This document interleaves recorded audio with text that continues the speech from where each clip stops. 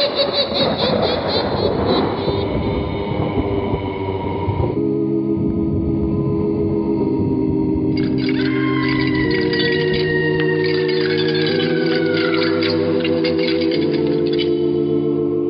Mysterious Old Radio Listening Society podcast.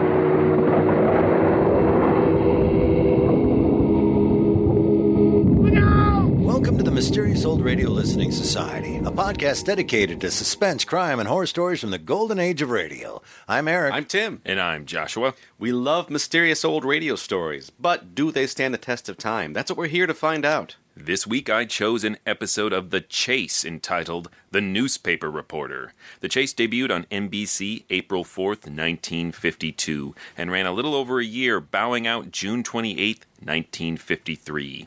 As the title suggests, The Chase focused on stories of pursuit, pitting the hunter against the hunted in a desperate struggle for survival. Veteran radio announcer Fred Collins provided the show's distinctive opening, inviting listeners to enter The Chase. A few years later, Collins gave voice to radio's most famous countdown on X-1. The Chase was created by radio writer Lawrence Klee.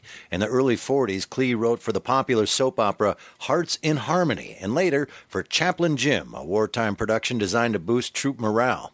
Later in the war, Klee donated his time and talents to the Victory Players of the American Theater Wing, an organization of professional writers and actors who created patriotic material for the war effort. After the war, Klee created his first original series for radio, The Clock, followed by stints as a writer on The Fat Man and Mr. Keen, Tracer of Lost Persons, before creating another successful series, Man Against Crime. Both The Clock and Man Against Crime were adapted for brief runs on television, and in early 1953, NBC began production on a television version of The Chase as well. It was planned to star Doug Fowley, who later found television success playing Doc Holliday in The Life and Legend of Wyatt Earp, but for reasons lost to time, NBC abandoned work on the TV series at the same time it canceled the radio version. And now let's listen to The Newspaper Reporter from The Chase, originally broadcast May 25th, 1952.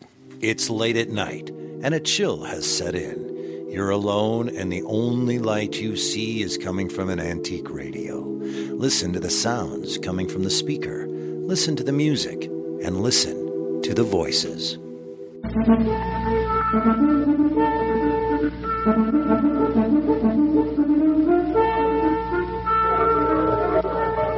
The National Broadcasting Company invites you by transcription to join The Chase.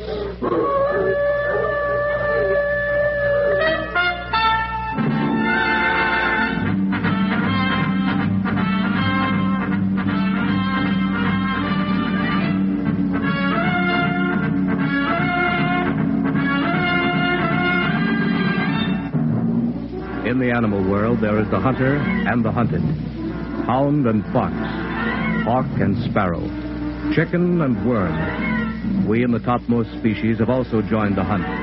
But who is to judge precisely which of us are hounds or foxes as we enter the chase?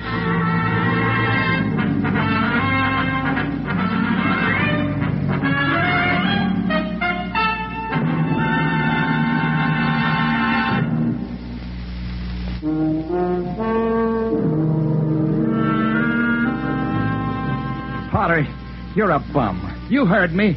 You're a bum. This is Charlie Morgan telling it right to you in your own dictaphone, Potter. Because of your pig-headedness, you missed the biggest news beat since the atom bomb, and I'm laughing at you, Potter, right up my sleeve. I only wish the joke was really funny. But it's sad, Potter. It's downright pitiful. Remember the day you canned me, Mr. Editor? Remember the day you bounced me off the staff? Big wheel, sitting on a rubber inner tube behind your lousy desk, fat, complacent, smug. A law unto yourself down here in South America. Top foot kisser for the Continental Press. Yeah, I can still see you wiggle that fat cigar around your greasy mouth and hear you tell me. Morgan, you're fired. I'm what? Fired. 5-letter word. Look it up. Synonym for bounce, can, withhold salary from, and dismissed without notice. Well, why? Why what? Am I fired?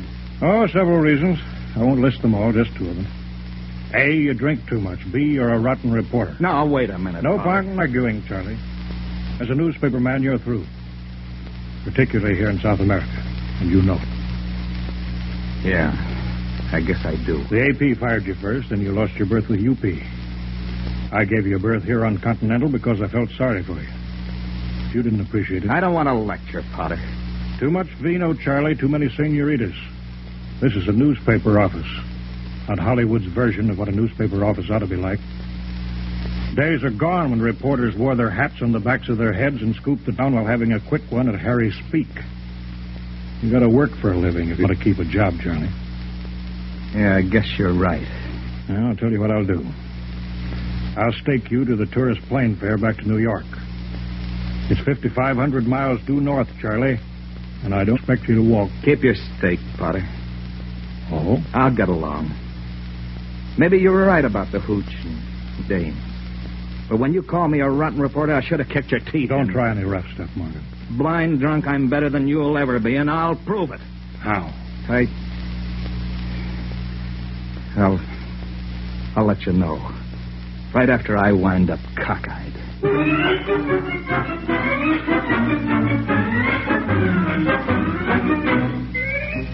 You were half right anyway, Potter. I couldn't hold the job. That's why I came down to S.A. in the first place. My rep in the States was getting too bad. But the atmosphere south of the Amazon didn't change me, Potter, and I knew it when I wandered into that tourist-ridden cocktail lounge at the El Canto Hotel and found a place for myself at the bar. Una scotch, Chico. Pronto. Un martini muy seco, por favor. Dispense usted, señor. You are an American reporter, are you not? I was. You do not remember me? No. The name is Gonzalez. We met in Rio 2 years ago. I worked for a magazine at that time, El Estilo. So what? I have something to offer you, senor, for a little money. No, thanks. You do not even know what it is I have for Whatever sale. it is, I'm not interested. Go peddle it somewhere else. If that is how you feel about the most astounding piece of news since Hiroshima, What are you gassing about?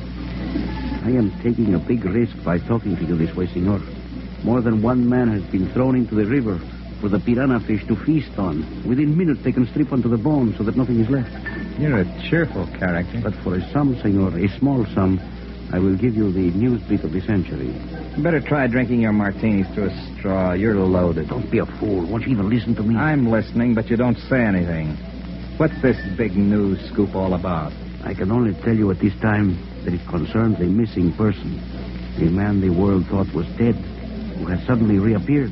Oh, big deal. It is a big deal, senor. And since you are so stubborn about it... Wait a minute. Well? All right. You've got a beat. I'll buy it if it's right. But, what is it? Will you pay $500? Maybe. Do you have $500 in American money? I can get it. Very well, senor. In that case, you're being watched, senor. Watched? Do not look around. I am in the hotel, room 413.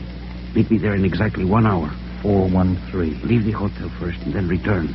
Make sure you are not followed, senor. Your life may depend on it. He turned and slunk out of the bar like an animal afraid of being cornered. I waited 10 minutes, then walked through the lobby and left the hotel. I strolled up the avenida to kill a little time, then crossed the plaza and started to circle back. It was at that point that I first had the feeling of being shadowed. 20 minutes later, I was standing in front of room 413. I rapped once, waited, then rapped again. Then I tried the door and found it open. The room seemed empty at first, but when I crossed to the window, I saw an arm sticking out from behind the couch. There was a body attached to the arm, Potter. Gonzalez's body. And as I lifted his head, I saw the bullet hole in his chest. Gonzalez. Senor, Morgan. Who plugged you, Gonzalez? Tell me. They know about you, senor. And you will be next. Run. Run, senor. For your life.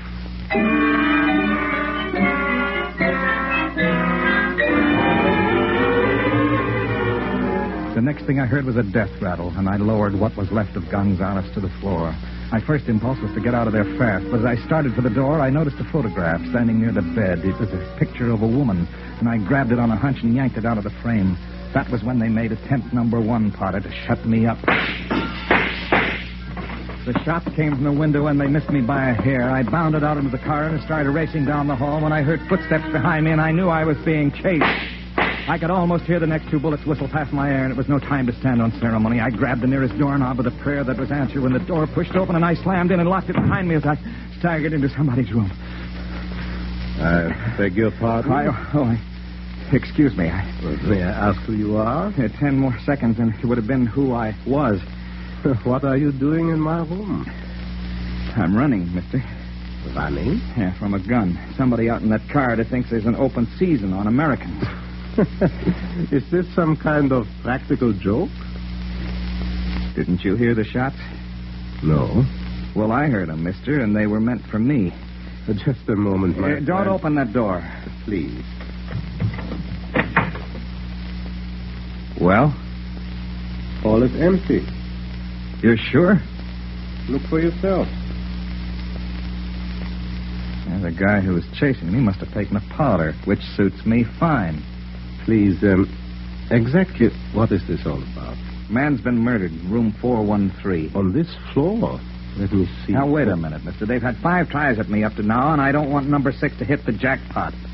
I tell you, there's no one here in the corridor, my friend. Now, show me the corpse. This way. Incidentally, who are you? Charlie Morgan's my name. Well, mine is Stuben. Kurt Stuben. And, Charlie, do you mind if I suggest that you have the liquor on your breath? Okay, so I had a quick one. One, mind you. That's not enough to dream up a yarn like this, is it? This is the room. Very well. The room is empty, my friend. Empty? Quite. But he was lying over there near the couch. Perhaps your corpse rolled down to the bar for a beer, huh? Oh, these boys work fast. They got him out of here while I was ducking slugs. Oh, I'm sure now that Gonzalez had a story. And what a story. If it's hot enough to kill for, it must be blazing. What kind of a story are you referring to? A missing man. Must be a big shot. I guess he turned up somewhere, but who? Where? What are you smiling at? Was I smiling? You think I'm off my conch? No, not exactly. Perhaps you did run into something important, and the man was killed because of it. Wouldn't it be wiser to forget? Is that a suggestion or a threat? A threat? Why should I threaten you? Look, I've got part of a front-page banner headline in my pocket, Bub, and if a certain fatted editor will give me 5 minutes, you can read all about it in the next edition.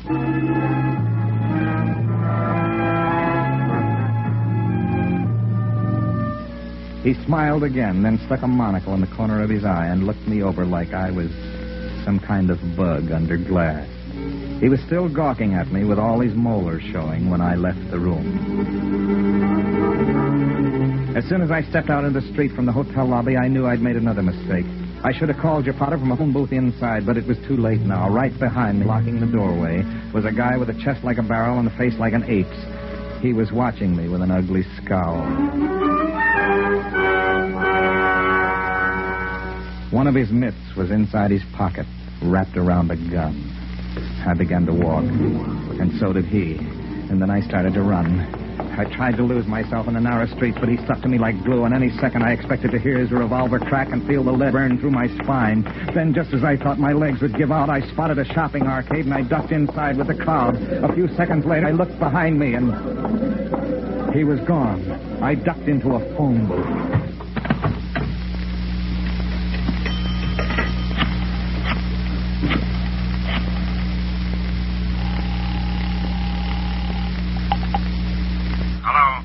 The Charlie Morgan, Potter. Well, Charlie? Listen, I'm calling from a phone booth near the Avenue Rio Carter. I just got a tip. It's a hot one. What kind of a tip? A guy's been missing. He's supposed to be dead, but he's shown up again. What guy? Well, I don't know yet. Oh, brother. Now listen to me, Potter. What kind of a pitch are you trying to hand me, Morgan? You drunk again? Don't be a chump. A man's been murdered because of this thing. I saw his body. Where? The El Canto Hotel. You notify the police? Well, no, Why not? because his body disappeared. Along with the pink elephant? Oh, for the love of Mike, stop baiting me, will you? This is on the level, Potter. I swear it. I've got a photograph. Some dame. She might be his lady friend. If I can find out who she All is. right. Come up to the office. Let's see what goes. Do I get my job back if this thing hooks up? If it doesn't, I'll have you thrown in the river. Let the piranha fishes eat you alive. Yeah, I'm on my way, Potter. Just sit tight. But I wasn't on my way, at least not yet, because I suddenly spotted the gorilla who'd been chasing me coming through the arcade. I ducked out of the phone booth just as he caught my eye, and we both started moving together. He was big, but I was fast. And 10 seconds later, I tumbled into a cab that was parked in front of the arcade and yelled, "Cale Martez! Uno, dos, cinco! Pronto, hombre!" I looked back through the window and saw him standing on the curb. The sun was down, the streets were getting dark, but I could have sworn I saw a smile on his face as my cab jumped away. 5 minutes later, I knew the joke was on me. Driver. Hombre. You call, senor? Where are you going? Calle Marte, senor. This isn't the way to the Calle Martez. You're going north. Si, senor. ¿Cómo? A shortcut, senor. ¿Está usted bien seguro? Pues si, senor. Hey, wait a minute. Stop the car. I'm getting out here. Did you hear me, hombre? Stop this jalopy, you stupid-looking clown, before I... Be quiet, senor, and enjoy the ride.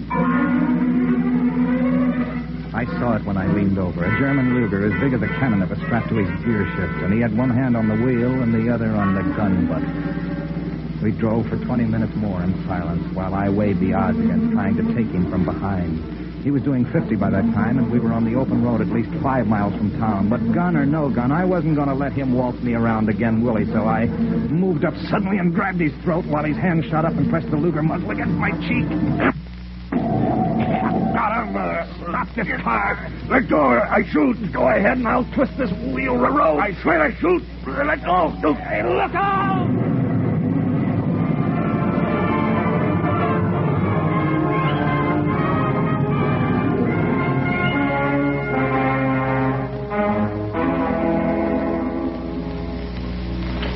We hit a tree head-on, and the car was a wreck.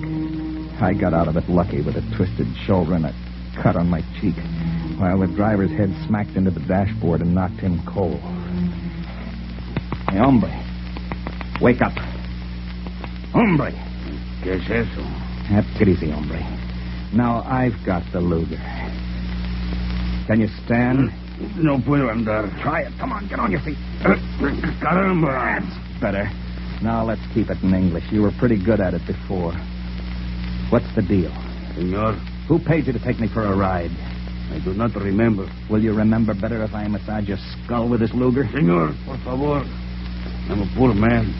For a few pesos, I do someone a favor. A few pesos. I'm not worth much, am I? I was not to hurt you, senor.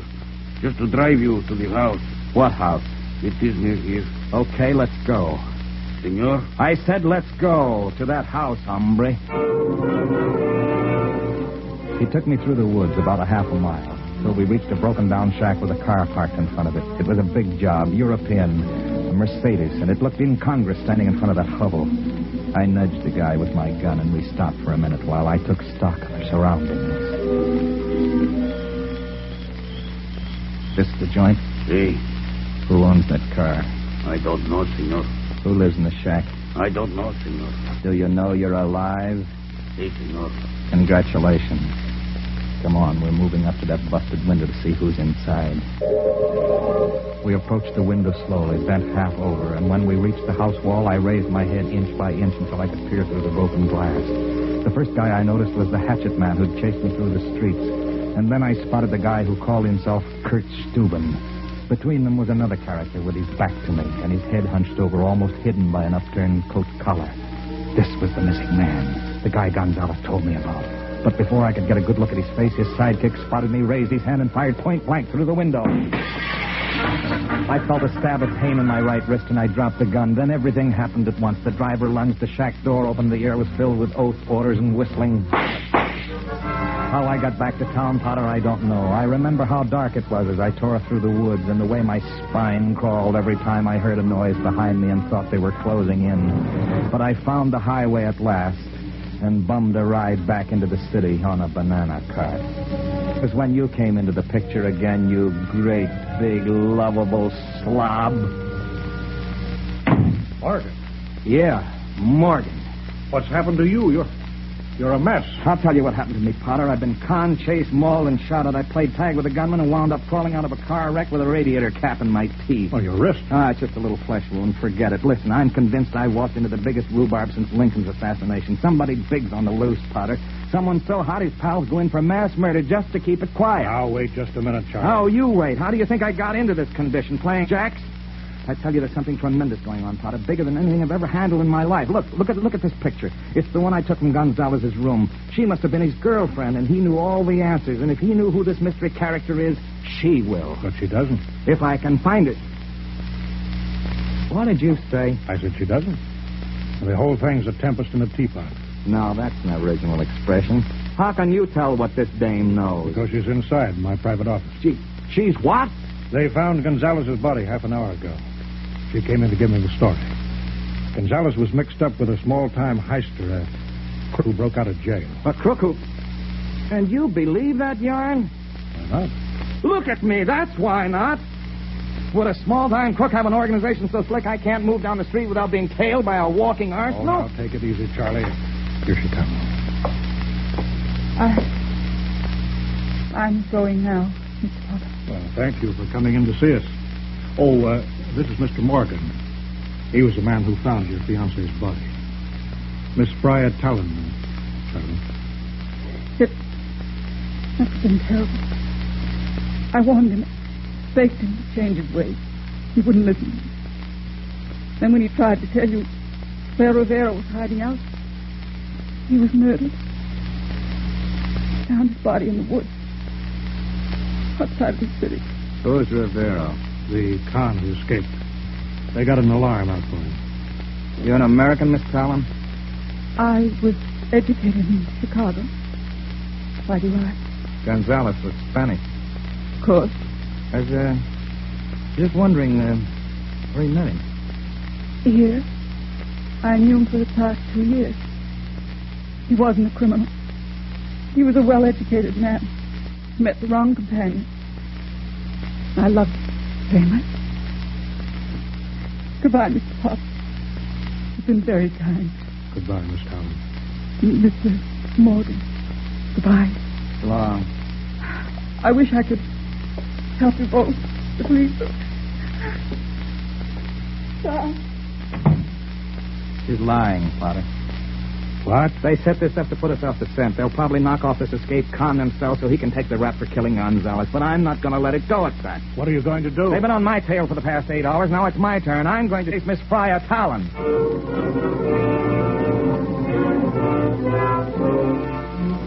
I saw her enter a cab as I hit the street, and I climbed into another one and followed. We drove up the main drag to the center of town, and her taxi stopped in front of one of the plushier joints, a big white stone affair that looked like an embassy.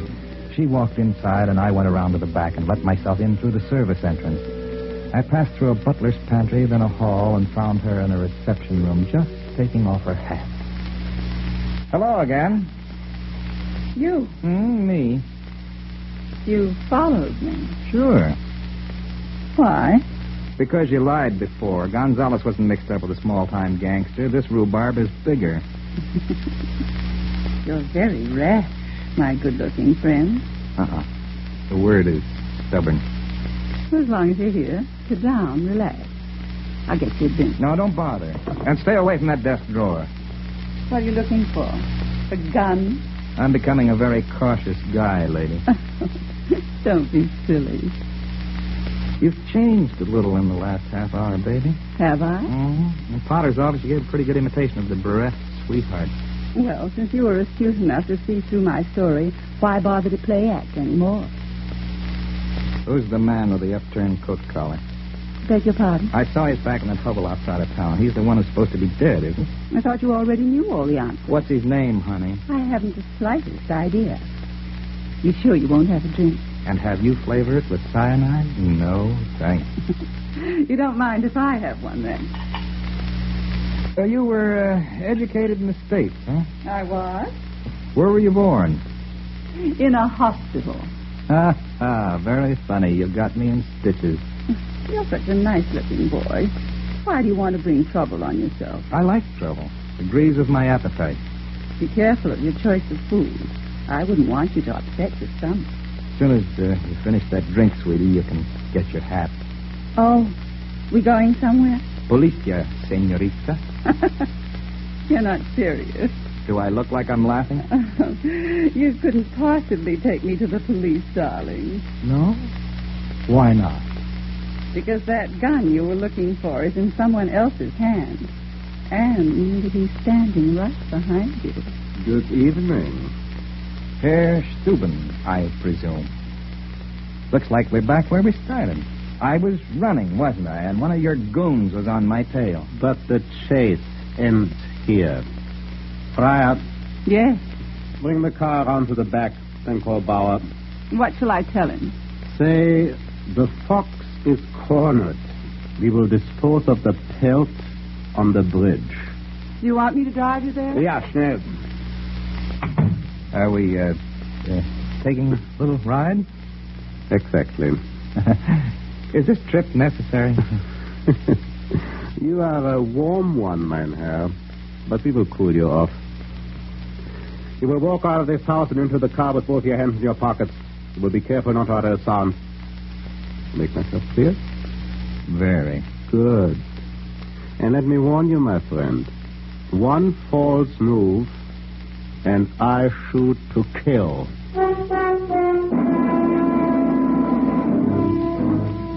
We drove in silence until we left the city limits. And any bright ideas I had about making a break were dampened slightly by the rod he was pressing against my ribs. I didn't know where we were going, and I didn't bother to ask because I had a funny feeling I wasn't coming back. Stay on this road, Fryer. I know the way, Kurt.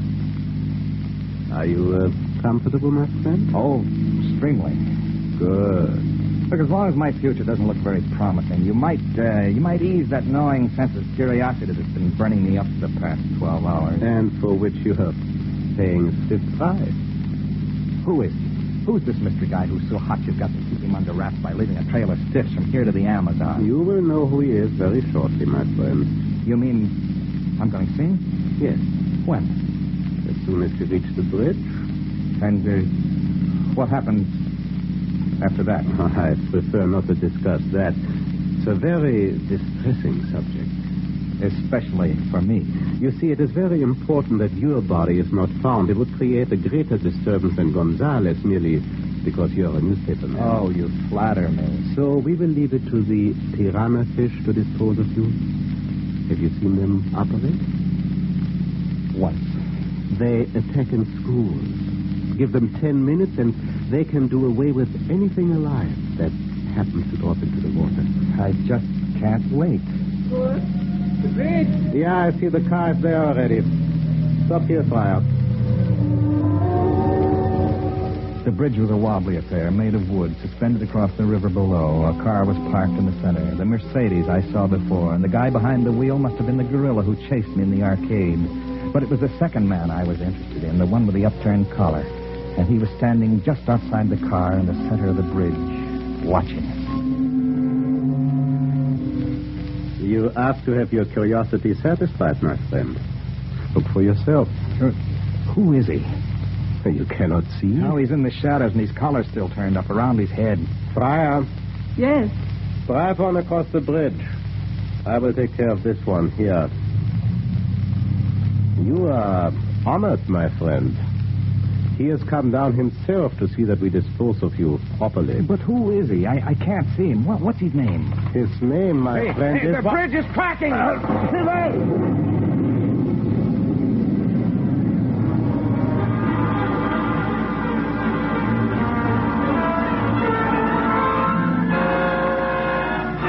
The bridge was weak, and it couldn't hold the weight of those two heavy cars. Just as it buckled, I leaped free to the bank, but Steuben went down with the others. As the cars bubbled underwater, I saw the surface suddenly come alive with piranha fish as they moved in for the kill. The next thing I knew, a head bobbed up in the water, gasping for air. It was a mystery man with the upturned coat collar, and just before the fish pulled him under, I caught a glimpse of a trick mustache and heard him scream.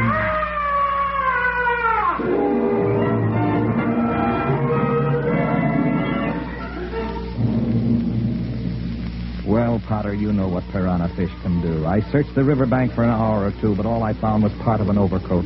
The coat the Trick Mustache was wearing. Inside, I found a billfold, Potter, and in the billfold, a water-soaked card. It looked like some kind of a political party identification tag. Only the ink had run, and I could hardly read what it said.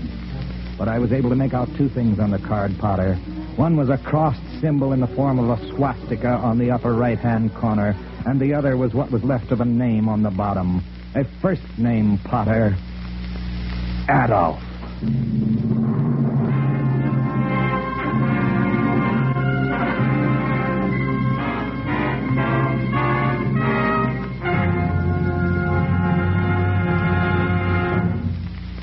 The Chase was created and written for the National Broadcasting Company by Lawrence Klee.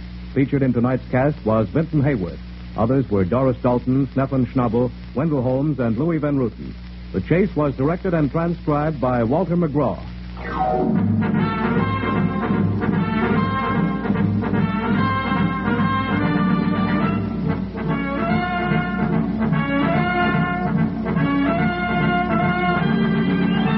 Next week, another exciting script involves a search for gold and sudden death when you follow The Chase.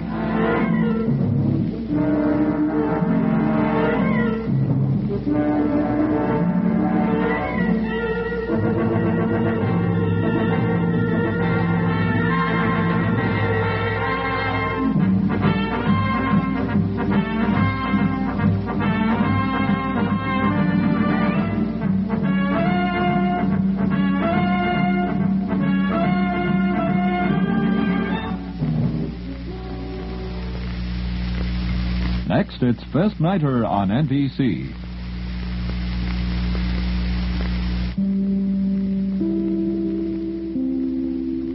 That was The Chase here on the Mysterious Old Radio Listening Society podcast. Once again, I'm Eric. I'm Tim. And I'm Joshua. And that episode was The Newspaper Reporter, but the full title of that is Newspaper Reporter Chases Nazis or Finds the Germans or something like that? I've seen it listed in so many different ways, but all of them were essentially a synopsis of the story. Right. However, I have seen it listed as just the newspaper reporter, so I chose the most spoiler-free version of the title to include here. Because one of them somewhere says the newspaper reporter chases Germans in South America. I mean, it just starts getting really specific. Wearing size 9.5 shoes. Yes.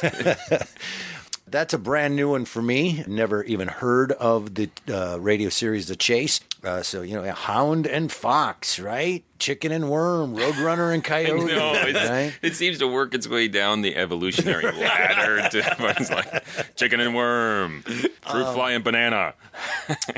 Let's start with you, Joshua. Where did you find it? Why did you bring it to us? Why did I bring it to you guys? Hitler eaten by piranhas. You're all very welcome. No, but I stumbled on The Chase after listening to some episodes of The Clock, which Tim introduced to us several You were on the months alphabetical old-time radio playlist? Yeah, and I really like these stories, the ones I've heard from Mr. Klee. They are all very action-oriented, but they vary a lot in tone. There are ones that are pretty lighthearted and comical, some that are a little surreal. This is a really nice, standard, super action-packed one. Mm. And I thought Eric would like a little action after the navel-gazing of the Wendigo last week. Yeah, that's a fact. And you'll be very glad to know what I'm about to read to you from my notes. In big, giant capital letters, now that's my kind of radio show. I can't tell you how much I loved every single second of this. I love how it was written. I love the action of it. This is so why I got into old-time radio. This is my kind of story for millions of reasons. It is a Maltese Falcon feel, a film noir feel. Very hard-boiled dialogue. Very hard-boiled dialogue, but it's got that Hitchcock feel, man in a situation that he was uninvited, yet now he's got to solve the situation he's in. Innocent bystander ends up in a bad place. It's very film noir. And I was like, oh, well, I'm going to ask Joshua, are they all like this? Because I want to listen to more. And you just answered that they're not all like this.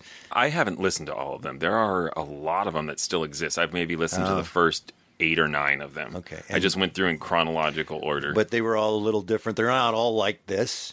No, there's some. I think this is one of the best for just straightforward action sequences that I have heard so far. It was an absolute joy. Nazis, and as you mentioned, oh my God, Hitler getting eaten by piranhas. You can't ask for a better ending. You cannot. They really transformed the experience for me of everything that had come before. I'm going to have to unpack this metaphor, but for me, it was like being at the mall at Christmas. Here we go. It was such a quintessentially hard-boiled story that it almost wasn't a hard-boiled story. So it was like I'm surrounded and inundated, like you are at the mall at Christmas, with something I enjoy. And somewhere there's Hitler. In some ways. But it was a lot of, like, this is a lot of hard-boiled going on right now. And the whole chase concept as a show was always sort of present with me of, this is a story that we've sort of hung some ornaments on a chase. Mm-hmm. And they're really nice ornaments. But it also, I sort of disengaged a little because, like, it's just at its heart running around. It's a couple of guys running around. I saw a double feature once of, and forgive me, one of the new Star Wars, meaning the second 3 that were made, and the first Marvel Spider-Man, okay? We watched them back to back with my buddy. And I said, so what'd you think? And he was lighting a cigarette. And he lit a cigarette and he blew it out. Well, that was a lot of jumping around. And I thought about it. I said, yeah, that pretty much sums up both those movies. Let me say something about old-time radio for me. You guys have introduced me to a genre that I really didn't pay much attention to. You guys being fans of like Lovecraft and Edgar Allan Poe, and you like scary things and you like horror stories. And these aren't things that I really paid much attention to before I met you guys, and especially since doing this podcast. So choosing a scary story like that wouldn't be but choosing a suspense and mysteries and murder mysteries. So you get into, I love a mystery and The Shadow. And those are the things that attracted me to old time radio and what I love the most. And I've learned to love the genre that you fellas really enjoy. But this was exactly what I love about old time radio. I had so much fun listening to this. It had every single thing. You're running into another room and meeting a German. Oh my God, he puts on a monocle. Yes. That's how you know they're Nazis. That and how they hold their cigarettes. And to finish my little half complaint of is going through this, and like it's really sort of both a total embodiment of this idea and a stereotype. And then there's the mysterious guy in the coat. Who's the mysterious guy? It's Hitler. I love this. That takes some nerve. Put Hitler in that coat. At what point did you realize it was Hitler? When they said Adolf, I was in such denial up to that point of like, oh, it's going to be the woman. Oh, no, the woman's somebody else. Okay, it's going to be his boss. No, the boss isn't. Okay, it's some Nazi high Adolf. I just did not accept it. Had to be some other Adolf. I know. I'm still kind of halfway. Like, it's not necessary. The mustache was fake, guys. Come on. Well, that's what I wanted to ask you guys. I felt at the end that I should have called this right away, and I didn't until he said trick mustache. It just didn't even cross my mind. I think partly because it is so hard-boiled and follows so many of the, like Tim is saying, hard-boiled tropes. Mm-hmm. You know, finding a dead body in the hotel room. We've got the femme fatale, all the things we've already mentioned, that it kept derailing me. And on a second listen, I was like, this is so obviously going to be Hitler. When he was approached in the bar, and he said, there is a man, presumed dead, who is come back to life. Are you interested for $500? I said out loud, because I had headphones on, my wife was next to me on her computer doing work, and so out loud, remember, I haven't talked for, an hour, and all of a sudden she hears me go, Hitler. And she said, what? I said, nothing, I just figured this out. I knew where we were going because I recognized this form and what was going on so fast, and I was so happy. I was just like, here we go, Hitler. What I didn't know what was coming is that he was going to be eaten alive by piranhas and scream, and that was so awesome. But yes, I knew where it was going. Well, they're in South America. You should have known from the top. Correct. I just didn't cross my mind. There is also another interesting thing at the beginning of this that it seemed a lot like reading Hunter S. Thompson's The Rum Diaries. Have you ever read The Rum Diaries? I have not. No. It's his first novel, I think his first novel. But he, when he was very young, ended up working for a newspaper in Cuba and took notes and a lot of journal stuff. And then much later in his life, he wrote The Rum Diaries about writing for this newspaper in Cuba. It was very, very similar up until Hitler. But but it was really funny. Here he is in this locale. He's getting fired. He's a drunk. He does not want to work. It was, oh my God, this is the Rum Diaries. It was really interesting. And there's about 3 people out there that have read that and said, you are right, Eric. Oh, wow. I the book reference this time, too. You're on fire. This is your podcast. But I loved the opening. Potter, you're a bum. Yeah. You heard me. You're a bum. This is Charlie Morgan telling you right into your own dictaphone. And I just want that to be how we tell people off from now on, whether they have a dictaphone or know what a dictaphone is. Yeah, from now on, if you're wrong, I'm just going to tell you right in your dictaphone. Make sure you add the word to phone. I also want to call out, in particular, the scene of spying through the window, and the first time you see the shadowy figure and the gunshots through the window. That's all such amazing action sequence for radio. Mm-hmm. I thought it was extremely well done, that how easily you could see what was going on. Yeah. And I love the Foley and how it was written and how fast it moved. It was almost like watching a movie. And I really enjoyed that about it. And no one stopped to recite poetry. Okay. Well, take that, Wendigo. Okay, I wasn't going to make this a postmortem on the Wendigo, but you don't mind if conversation doesn't sound realistic, if it's a unrealistic conversation you like, because there's nothing natural or realistic about the dialogue in here. No, that's how they talk back then. That's why I want to live then. They did not. This is highly stylized poetry. They are speaking in hard-boiled poetry. Here's why, Eric. Okay, correct. And I'm telling you this in your dictaphone. That is correct. Here's the difference. The difference is getting the feeling of I'm stopping, moving forward. You are absolutely right. This never loses any momentum. They can talk like that all they want, and I like the language of it. You're right. There's a poetry to that I like that kind of talk. But it doesn't, let's all stop and sit down while I pontificate about some things for a while. It's him saying it, and you get the feeling like he's saying it while he's running full speed down a street. You know what I'm saying? It's that energy level that just keeps driving forward. And it's not only moving forward, but urgency. Yes, it never loses its urgency, ever. He's basically yelling all of his lines. While he's on a banana cart. The other thing I really like about the opening is that Morgan is so angry for reasons we don't know yet. He's at the beginning, he's angry because Hitler got eaten by piranhas and no one will ever believe him, which is kind of funny to retroactively fill in why he's so angry talking to Potter. But then we segue to the scene in which he is fired.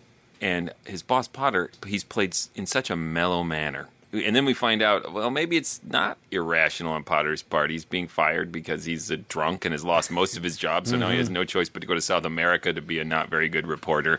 And so I like right away that you're a little unsure of your protagonist at first. Right. But he's still sympathetic. Yeah, and I love when his boss goes, I'm firing you for several reasons, but I'll just give you 2. You're a drunk and you're a terrible reporter. Do I need to say more? Yeah, I want to know what the rest of them were. What you did to that dog. Yeah, I wrote, man, that is a terrible, really mean way to fire someone. I mean, it's just so, he wasn't even apologetic. He was going to give him money for a plane ride home. Later he got, all right, I'll tell you what I'll do for you. But here's an interesting thought I had about this story. What year is this? 1950? 52. 52. It's this. We're 7 years removed from WW2. We didn't have the satisfaction of an eyewitness account that could tell us how Hitler died or film of it. Mm-hmm. So we can say, we watched him die or someone watched him die. It was a horrific death. Do you know what I'm saying? Yeah, this is wish fulfillment on the part. Probably someone who wrote this was in the war. They never got the satisfaction of seeing his face devoured by piranhas. I think there's something about this, though, that's beautiful. Fulfilling for that whole generation to have him die in a horrid way. We won the war and it was all great, but just to watch, and then he screams in this. Yeah, scream and beg and be in pain. And I think that there is something to that is satisfactory. Cathartic, yeah. Cathartic. And more cathartic to listeners in 1952 Correct. than to us right now. And there was the ongoing process of what do you do with the surviving Nazi command and trying to bring them to justice. And they were still out there. Yeah.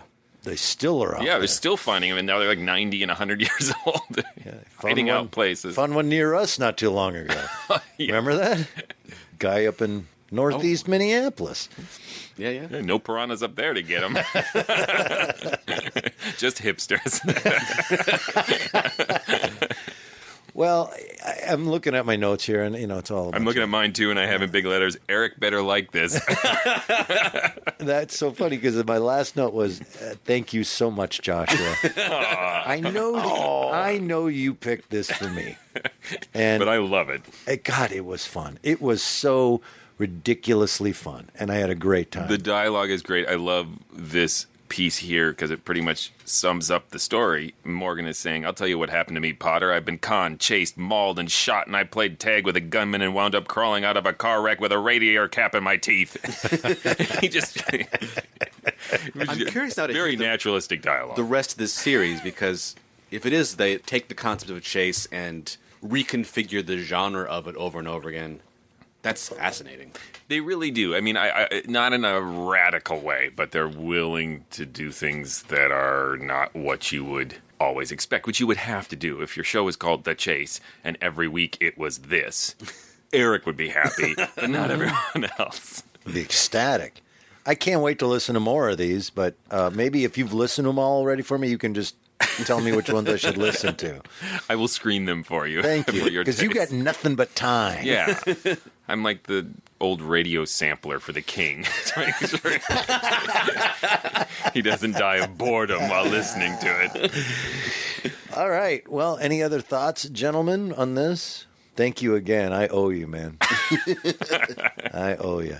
I will tell you that I believe it stands the test of time from the standpoint if you like this kind of thing. It's really good at what it is, and if you like it, it stands the test of time.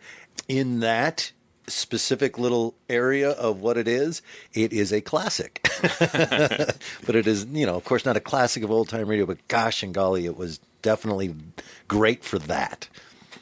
I would even unqualified say it stands the test of time. It is really well written. It is really well paced. And both the writing and production of it technically are so sharp to make everything so vivid and well done. And Hitler gets eaten by piranhas. And he screams. Not a very manly scream either. Yeah, I mean, not that you do manly screams while being eaten by a piranha. It's just a lot of ow, ow, ow, ow, ow, ow. But it was really high-pitched, and I thought someone had fun being like, let's see how effeminate we can make Hitler while being devoured by piranhas. I don't know that I would go the full classic, although I would not begrudge Eric for saying so, but definitely stands the test of time. Yes. Yeah, I agree. This is just solid great old-time radio. Definitely stands the test of time. Verges on classic, but what I think after maybe hearing a few more episodes of The Chase, I think The Chase might end up being an underrated classic as a old-time radio show, and I'm surprised that I don't hear it talked of more. It's never heard of it. Really solid. Beautiful. All right. Well, thank you, everybody, for listening. Tim, tell us some stuff. Hey, I invite folks, if not already there, to go to ghoulishdelights.com. There you can find other episodes of this podcast. You can find information about our live performances. We sometimes do live performances. You can find information about, a link to, our Threadless store. We sell some swag. You can link up to visit that store and buy some stuff. Please, we appreciate it. That will also link you to our Facebook and Instagram pages because we love to interact with folks. And relatively new, Joshua. Yeah, we also have a Patreon page where you, our listeners, can become members of the Mysterious Old Radio Listening Society. And for your generous support, we have a lot of really cool rewards and bonus junk that you get, including an additional monthly podcast called The Secrets of the Old Time Radio, mainly dealing with even weirder old-time radio curiosities than what we talk about on this version of the podcast. So go to patreon.com/themorals and check it out. We also want to recommend a podcast that we've been talking about for a couple weeks, and that is Breaking Walls. They're doing a series on the history of old-time radio, specifically radio drama, from the inception of radio through to the creation of radio drama, how it all ended, would radio drama be coming back. It's really interesting, so please check that out at thewallbreakers.com. All right, well, the next episode is my pick, and I have picked a request from a listener, a very heartfelt request from a listener that we'll talk about next week. But we're going to be doing an episode of The Shadow called The Laughing Corpse. Until then... Look out! I caught a glimpse of a trick mustache and heard him scream.